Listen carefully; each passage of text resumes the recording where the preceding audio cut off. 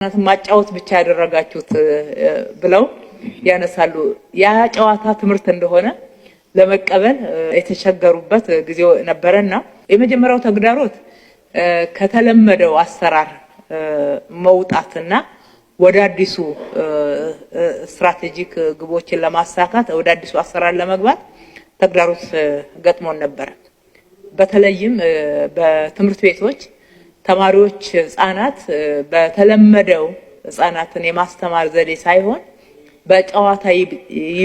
በጨዋታ ቢማሩ ነው የተሻለ የሚረዱት የሚገባቸው ፈጣን የሚሆኑት የተሻለ እድገት የሚያመጡት የሚለውን ለማስረዳት በጣም ጊዜ ወስዶብናል። ይሄንን አምነው ለመቀበልም ከመምህራኖች ጭምር ገጥሞናል ማለት ነው። ራሳችንም አምነን ወደዚህ ለመግባት የፈጀብን ጊዜ አለና ስለዚህ ያንን በውጤት ማሳየት ሁለተኛ በተግባር መምራት ራሳችን የተናገርነውን ሆነን መገኘት የተናገርነውን ተግብረን መገኘት ምንም ነገር ይሄንን እናደርጋለን እንዲህ አይነት ውጤት ይመጣል ብለን በተናግረን ለነሱ ሰተን የምንመለሰው ነገር የለም። ፕራክቲካል እናደርገዋለን። የ1000 ህፃናት ማቆያ እንገነባለን ካልነውስ በተባለው አመት በየአመቱ ብሬክዳውን ነበረን ሰርተን እያሳየናቸው ነው። በተለያዩ ሰፈሮች ውስጥ የህፃናት መጫወቻ እንዲኖር ህፃናትን ሁለንተናዊ እድገት ያመጣል ያልነውን በተግባር ሰርተን እያሳየናቸው እነሱንም እያሳተፈን ነው። ህፃናት በጨዋታ ሲማሩ ሊያመጡ የሚችሉትን ለውጥ ቤዝላይን ሰርቬው ላይ መጀመሪያ ህፃናቱ የሚገኙበትን የእድገት ደረጃ አይተን እሱን ኮሙኒኬት አድርገነው ስለነበረ አሁን ደግሞ እያመጡ ያሉትን ለውጥ ዶክተር ቅድም አንተም ስታነሳው እንደነበረው መጀመሪያ ስናጠና የነበሩበት 40% አካባቢ አሁን ከእጥፍ በላይ አድጎ የታየውን ይሄንን ደረጃ በደረጃ 3% ሲያድግ 4% 10% ሲያድግ ኮሙኒኬት እናደርጋለን ማለት እንነግራለን። እነሱም ያሉ ልጆቻቸው ላይ የመጣ ያለው ለውጥ በደስተኝነት በጨዋታ ነገሮችን በፍጥነት የመረዳት በተግባር የታጀበ ስለሆነ ኮሙኒኬሽናችንን ጠንካራና ውጤታማ እንዲሆን አድርጎታል። ተግዳሮቶችንም ቶሎ እንድንቀርፍ ረድቶናል። በርካታ ውስብስብ ጥያቄዎች እንዲሁም ደግሞ የቆዩ የከተማው አጀንዳዎች ጊዜን ያስቆጠሩ ዘመንን የተሻገሩ የህዝብ የልማት የማህበራዊ ፍትህ የመሳሰሉ ጥያቄዎች አሉ። በሌላ በኩል ደግሞ በየጊዜው ከእድገት ከለውጥ ጋራ እያደጉ የጨመሩ የሚመጡ የነዋሪው ጥያቄዎች አሉ። ሶስተኛ ለመጪው ትውልድም የመዘጋጀት ጉዳይ አለ። አራተኛ ደግሞ ድንገቴዎች አሉ። በድንገት የሚያጋጥሙን አጀንዳዎችም አሉ። እንግዲህ እንደ መሪ እኔ እነኝን ሁሉ በአንድ ጊዜ ለመፍታት ጥረት ማድረግ የለብኝም። የትኛውን ስትራቴጂካሊ የትኛውን ችግር ብንፈታ ጥያቄ ብንመልስ ሌሎች ጥያቄዎች አብረው መመለስ ይችላሉ የሚለውን ስትራቴጂክ ጉዳዮች ለይቼ እነኛ ላይ ትኩረት አደርጋለሁ። በሁለተኛ ደረጃ ቀጥሎ መምጣት ካለባቸው ለውጦች አንፃር ለመጪው ትውልድ መዘጋጀት አገርን ለመገንባት እጅግ በጣም ወሳኝ መሆናቸውን ትኩረት በማድረግ መጪውን ትውልድ ሁኔታ ደግሞ የሚወስኑት የዛሬ ህፃናት ናቸው። የዛሬ ህፃናት ላይ ከፍተኛ ትኩረት ካደረግን ሳይንሱም እንደሚለው ከሰራን ሀገር ትገነባለች። እነዚህ ዛሬው ስብስብ ናቸው የምንላቸው ትልልቅ ችግሮችን እየተከመሩ አይሄዱ ከወዲሁ እየተፈቱ የሚሄዱና ችግርን መፍታት ብቻ ሳይሆን ሀገርን መገንባት የሚችሉ በርካታ አእምሮዎችና ብቃቶችን ማግኘት የምንችለው ህፃናት ላይ ኢንቨስት ካደረግን ነው። ህፃናት ላይ ኢንቨስት ያደረግነው በብዙ እጥፍ ነገ እንደሚከፍለን በማመን ህፃናትን ቅድሚያ ሰጥተናል። ደግሞ እኔ እንደናትም ህፃናት ላይ ኢንቨስት ማድረግ ምን ያክል ለውጥ ሊያመጣ የሚችል ከህይወት ተሞክሮ ጭምር የማውቀው ስለሆነ ለህፃናት ቅድሚያ ሰጥተናል። ዋና የሌጋሲ ጎልም አድርጌ የመረጥኩበት ምክንያት ይሄ ነው። እንግዲህ አዲስ አበባን ህጻናትን ለማሳደግ ምቹዋ እና ተመራጯ የአፍሪካ ከተማ ለማድረግ ትልቅ ግብ ለማሳካት ስርዓት በጣም ወሳኝ ነው። ይህንን ስርዓት ለመዘርጋት መጀመሪያ ያደረግነው ቤዝላይን ሰርቬይ የአዲስ አበባ ህጻናቶች አጠቃላይ የእድገት ደረጃቸው ምን ላይ ነው የሚገኘው የሚለውን ቤዝላይን ሰርቬይ አደረግን። ቤዝላይን ሰርቬው ሁለት ነገር ነው ያስረዳናል። አንደኛ የእድገት ደረጃው ያለበትን ደረጃ ያስረዳናል። በሌላ በኩል ደግሞ የችግሮቹ መንስኤዎች ምን እንደሆኑ የሚያስረዳ ነው። ሁለተኛ ያደረግነው ይሄንን ቤዝላይን ሰርቬይ መነሻ በማድረግ ትራንስፎርማቲቭ የሆኑ እቅዶችን ማቀድ ነው። ትራንስፎርማቲቭ የሆነ ኮምፕሬሄንሲቭ የሆነ እቅድ አቀድን።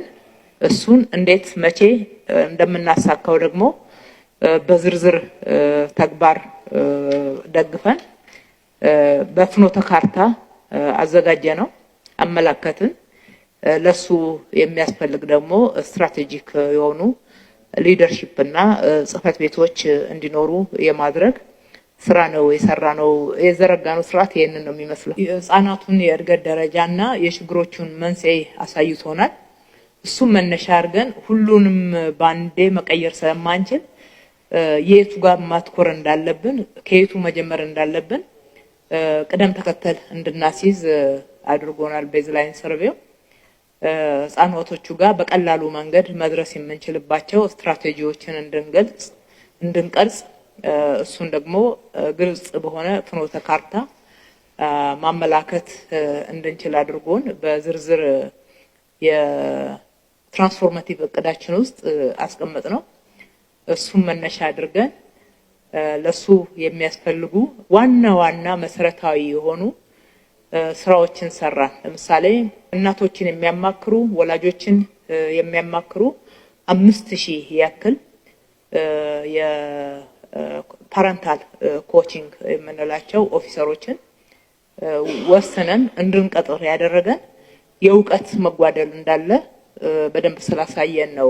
እነሱ ጋር አይደለም እኛ ጋር ጭምር የእውቀት ህፃናት እንዴት መያዝ እንዳለብን፣ እንዴት ማሳደግ እንዳለብን፣ በምን መልኩ የህፃናት ሁለንተናዊ እድገት ሊመጣ እንደሚችል በቂ ግንዛቤ ስለሌለ ለዛ የሚያስፈልጉ እነኚህ ልጆች አሰልጥነን ውሳኔ ወስነን ልጆቹን ቀጥረን ወደ ወላጆች እንድንልክ ያደረገን መጀመሪያ ቤዝላይኑ ይሄንን ክፍተት ስላመላከተን ነው። ሁለተኛ ትምህርት ቤቶች ባሉን ተቋማት ላይ መስራት። ትምህርት ቤቶች አሉን፣ የተለያዩ ጤና ጣቢያዎች አሉን። በእነኚህ ላይ ለህፃናት እንዴት ነው ምቹ የምናደርጋቸው? አዳዲስ ነገሮችን መስራት ብቻ ሳይሆን ያሉትን ራሱ ምቹ ማድረግ፣ መለወጥ፣ የጎደለውን መሙላት፣ በጎደለው መሙላት ደግሞ በትክክል ተጠቃሚነት እንዲረጋገጥ የማድረግ ስራዎችን ከነኚህ ከቤዝላይን ሰርቬይ ተነስተን ባገኘነው ግብአት አጥንተን ትምህርት ቤቶች ትራንስፎርም እንዲሆኑ፣ ጤና ጣቢያዎች ትራንስፎርም እንዲሆኑ እነኚህ ፓረንታል ኮቺንግ ላይ የሚሰሩ 5000 ወጣቶች በየሰፈራቸው በየአካባቢያቸው ተመድበው መስራት እንዲችሉ እንድናደርግ ይሄንን ቅደም ተከተል እንድናስይዝና ትኩረት ደግሞ የቱ ጋር ማድረግ እንዳለብን ያመላከተን በዚህ ልክ ነው። ወላጆች፣ አሳዳጊዎች፣ መምህራን እነኚህ ሁሉ እኛ ያስቀመጥነውን ይሄን ራዕይ ኢንተርናላይዝ ካደረጉት ወይም ደግሞ እነሱም ወደ የራሳቸው ስራን ባለቤት ሆነው ካልወሰዱት ጥሩ ውጤት ልናመጣ አንችልም። ስለዚህ ከነሱ ጋራ ማድረግ ያለብን ተግባቦት ከፍተኛ ትኩረት ሰጥተን የሰራ ነው። አንደኛ እንዲያውቁት ግልጽነት እንዲፈጠር ማድረግ፣ ልጆችን በዚህ ደረጃ ሁለንተናዊ እድገት ለማምጣት የሚያስችል ውጤታማ ስራ መስራት እንደሚያስፈልግም እንዴት መሰራት እንዳለበትም ለምን ይሄን መስራት እንዳለብንም ተደጋጋሚ ውይይቶች ማድረግ ነበረብን። ገጽ ለገጽ በተለያዩ አጫጭር ጽሁፎች በሚዲያ ጭምር እየተጠቀምን ግንዛቤው እንዲመጣ ተግባቦት ላይ መድረስ እንድንችል የመስራት ስራ ነው። ሁለተኛ በመንሰራው ውስጥ አሳተፍናቸው። እኛ እየሰራን ለነሱ ማስረዳት ማስተማር ሳይሆን አብረን እንድንሰራ ማድረግ፣ እነሱ ባለቤት ሆነው ስራውን እንዲሰሩት የማድረግ ነው። መምህራኖች በየትምህርት ቤቱ ብንሄድ ባለቤት ሆነው ነው የሚሰሩት። የህፃናት ክፍሎች በየጤና ጣቢያ ስንሄድ ባለቤት ሆነው ነው የሚሰሩት። ወላጆች የሚሳተፉባቸው የስራ ቦታዎችንና የስራ አይነቶችን ለይተናል። ወላጆች ይሳተፋሉ። ስለዚህ በባለቤትነት በጋራ እንድንይዘው ማድረጉ ተግባቦቱን እንዲሳለጥ አድርጎታልና እንዲፋጠንም አድርጎታል። ይህንን መነሻ በማድረግ እየሰራን ሳለን በተሳትፏቸውን በስራ ብቻ ሳይሆን በተለያየ በጉልበታቸው በገንዘባቸው የተለያዩ ነገሮች ማስተዋጽኦ እንዲያደርጉበትና ባለቤትነታቸው የበለጠ እንዲዳብር የማድረግ ስራ የሚጨምር ነው። ይሄ የልቀት ማዕከል በጣም ትልቅ ለውጥ ያመጣል። ስራዎቻችን በእውቀት በመረጃ በጥናት መደገፍ መቻል ይኖርባቸዋል።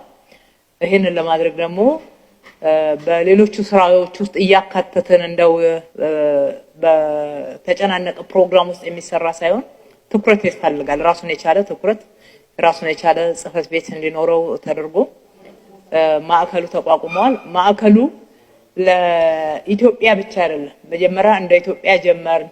የኢትዮጵያ ከተሞችም መተው ይሄንን ኢኒሺዬቲቭ የቀረጹና ወደ ሀገር ደረጃም ያደገ ስለሆነ እዚህ የምናሰለጥንበት ፕሮግራሙን የሚመሩበትን ዕውቀትና መረጃ የሚያገኙበት ማዕከል እንዲሆን ተደርጓል። ነገር ግን ቅድም በንግግሬ በመክፈቻ እንኳን ደህና መጣችሁ በሚለው ንግግሬም እንዳነሳሁት አፍሪካውያን በጋራ መስራት አለብን። የባከነ ጊዜ አለን። ከፊታችን ያለው ጊዜ ደግሞ እንዲባከን እድል መስጠት የለብንም። አሁን እጅ ለእጅ ካልተያያዝን እስከዛሬ በአፍሪካ ላይ የነበረው ችግር ይቀጥላል። የኛ ልጆች የሚቀጥለው ትውልድ ህፃናት ይሄንን መሸከም የለባቸውም። ስለዚህ የአፍሪካ ልቀት ማዕከል እንዲሆን አድርገነዋል። የኢትዮጵያ ሳይሆን የአፍሪካ ልቀት ማዕከል ቅድም ዶክተር አንተም ስታነሳ የተለያዩ አፍሪካ ሀገራት ይሄን ኢኒሺዬቲቭ ወስደው እየሰሩበት ነው። ስለዚህ እንደ አፍሪካ የሚያገለግል አንድ ልቀት ማዕከል ሆኖ ለአፍሪካ ልጆች ዕውቀት፣ መረጃ፣ የምርምር ውጤቶች የሚገኙበትና እርስ በርሳችን የምንረዳዳበት የምንማማርበት ከአንድ ቦታ ብቻ አይደለም ልምድ የምናገኘው እርስ በርሳችን። ዛሬ ከአዲስ አበባ ያለውን ልምድ ለሞምባሳ እህትና ወንድሞቻችን እናካፍላለን። ነገ ከሞምባሳ እንማራለን፣ ከሌሎች የአፍሪካ ሀገራት እንማራለን። ከአንድ የምንገናኝበትና የተለያዩ ስልጠናዎችና ልምዶቻችንም ደግሞ የምንከፋፈልበት የሚያስተሳስረን ማዕከል መኖሩ የበለጠ ውጤታማ ያደርገናልና የኛ ብቻ ሳይሆን የአፍሪካውያን ነው የሞምባሳዎችም ማዕከል ነውና ማዕከሉን ተገልገሉበት ማለት እወዳለሁ።